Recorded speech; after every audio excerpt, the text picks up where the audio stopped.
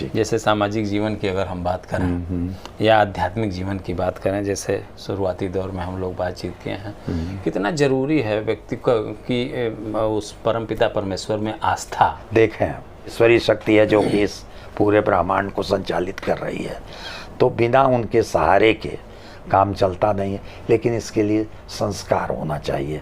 आप तो शिक्षक रहे हैं। हाँ। और अगर साहित्य की बात करें तो राम नरेश त्रिपाठी जो साहित्यकार हैं जी हाँ, थे, उनकी एक कविता है, उसमें उन्होंने लिखा है कि परम विचित्र यंत्र यह जग है, उसी शक्ति से चलता। बिल्कुल, परम विचित्र यंत्र यह जग है, उसी शक्ति से चलता। मत करना अभिमान, मिले जो तुझको कभी सफलता। बहुत सही, एकदम आपने कहा। यद्यपि सब जग का हित चिंतन सबको आवश्यक है, पर प्रत्येक मनुष्य पर पहला देश जाति का हक है। पैदा कर जिस देश जाति ने तुमको पाला पोसा, किए हैं वह निज हित का तुमसे बड़ा भरोसा। उससे होना ऋण प्रथम है सत्कर्तव्य तुम्हारा, फिर दे सकते हो वसुधा को शेष सजीवन सारा।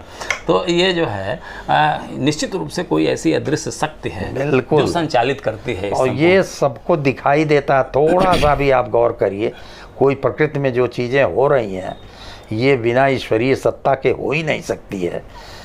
तो अब इसको भी जो न माने तो वह, मैं उसको तो मनुष्य रूप में मानना भी नहीं ठीक है। मैं बचपन से ही रामचरितमानस से हमारी बड़ी रुचि हो गई, और आज भी हमको समय अगर मिलता है तो मैं उसी में अपना मन लगाता हूँ। भगवान राम ने अपनी जनता को बुला करके एक बार कहा, कबहु कृपा कर नर तन देही, देत ईस बिनु हेतु सनेही। वह जो ईस देता है वो किसी कारण से प्रेम नहीं करता है। देत ईस बिनु हेतु सनेही, बिना हेतु के जो प्रेम करता है वह ईस देता कभी कभी कृपा करके। समझ गए। और फिर बताते चले गए, अंत में उन्होंने कहा, और एक गुप्त मत सब ही कहूँ कर जोरी, शंकर भजन बिना नर भगति न पावहि मोरी। अच्छा, ये गुप्त मत मैं बता रहा हूँ। गुप्त मत रहस्य जो अपने खास होते हैं उनको, कि बिना शंकर के भजन के हमारी भक्ति कोई पा ही नहीं सकता है। मनुष्य बहुत प्रयास करता है लेकिन होता नहीं है। राम कीन ही चाहई सोई होई, करई अन्यथा अस नहीं कोई। अन्यथा कोई कर ही नहीं सकता है, जो भगवान चाहते हैं वही होता है। बिल्कुल बिल्कुल। जीवन में संस्कारों का कितना महत्व है। अब संस्कार, लोग कहते हैं, गीता में ही कहा गया है कि संस्कार नष्ट नहीं होते हैं।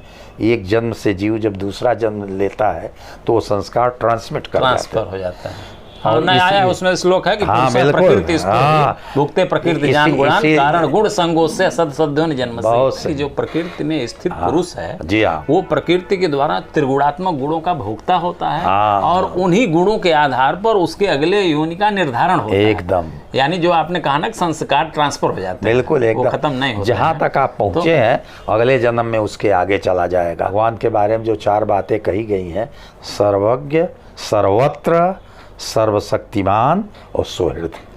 भगवान के बारे में 4 बातें राधा बाबा कहा करते थे कि हमेशा 4 बात भगवान को याद करो, कि हर जगह है, और सर्वशक्तिमान है, और सुहृद हैं, सर्वज्ञ, सब कुछ जानने वाले हैं।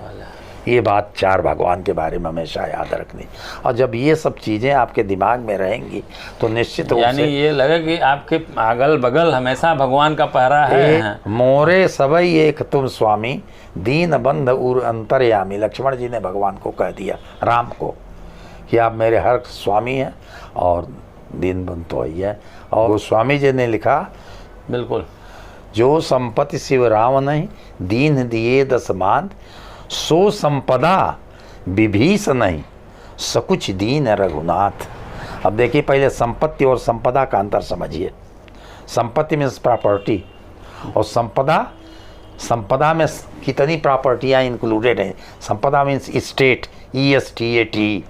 तो जो संपत्ति शिव राम नहीं, दीन दिए 10 मात, 10 मातों को चढ़ाने पर जो संपत्ति शंकर जी ने दिया रावण को, सो संपदा विभीष नहीं, सकुच दीन ही रघुनाथ। सकुच के दिए मैं तुमको कुछ नहीं दे रहा हूँ। तो ये भगवान की कृपा है।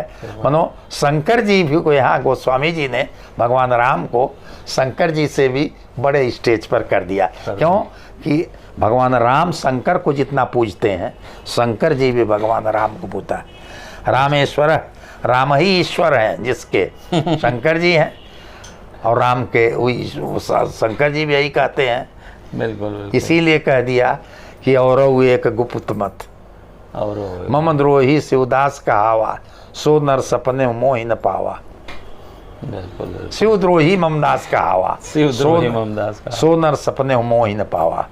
तो आप शंकर जी से बने, इसीलिए जो शैव हैं शंकर जी की पूजा करते हैं, वही सबसे बड़े जो वैष्णव। नए जो युवा लड़के जो इस क्षेत्र में विधि क्षेत्र में अपना भाग्य आजमाना जी, चाहते जी, हैं जी, जी, जी। या भाग्य आजमा रहे हैं, हाँ। उनकी नैराश्यता उनके ऊपर हावी न हो, क्योंकि अक्सर नैराश्यता को लेकर के विधि क्षेत्र में बहुत ज्यादा जो है चिंतन होता है कि जो है पता नहीं कब तक मुझे क्या अब मिलेगा। उन लोगों के तो लिए नए लड़कों को जो है मेरा कुछ संदेश सुझाव दीजिए। यह है कि शुरू से ही वो यह न सोच के आवें कि हम पैसा कमाने के लिए कचहरी में आए हैं। पहले सोचें कि हम काम सीखें। यद्यपि यह बड़ा कहना बड़ा आसान है, व्यवहार में लाना इसको बड़ा मुश्किल है। क्योंकि नया लड़का भी आता है, वो भी शाम को जाता है, दिन में रहता, कुछ उसको चाहिए। तो इसके लिए मैं अब सरकार से सुझाव चाहता हूँ कि शुरू के दिनों में जब सब जगह स्टाइपेंड हो गया है, सरकार दे रही है, तो जो बिगिनर्स हैं जब आते हैं वकालत में, तो उनको कम से कम 5,000 रुपया महीने का लिमिटेड समय के लिए हो, 2 साल के लिए हो, 3 साल, इतना दे। अगर वो यह पाएंगे तो रुचि से कचहरी में आएंगे। दर्शकों, जैसा कि आपने देखा कि यदुनाथ त्रिपाठी जी ने अपने जीवन वृत्त पर बेहतर तरीके से बात किया, विधि के सिद्धांतों पर बात किया, और सामाजिक जीवन में भी, धार्मिक क्षेत्र में भी आपने अपने अनुभव को साझा किया। निश्चित रूप से आप इससे लाभान्वित होंगे। तिवारी जी, आपने मेरे आग्रह को स्वीकार किया और अमूल्य समय आपने दिया, मैं आपसे बात किया, इसके लिए आपको बहुत लिए बहुत मैं धन्यवाद। आभारी हूँ कि आप अपना महत्वपूर्ण समय मेरे घर पर आकर के आपने दिया। इसके लिए मैं आपका बहुत आभारी हूँ, और भगवान से प्रार्थना करता हूँ कि आपको यह ऊर्जा, क्षमता सब रहे। आप इतने प्रश्नों को पूछा, बिल्कुल, आप जैसे वरिष्ठों का आशीर्वाद मैं कृतज्ञ हूँ आपसे।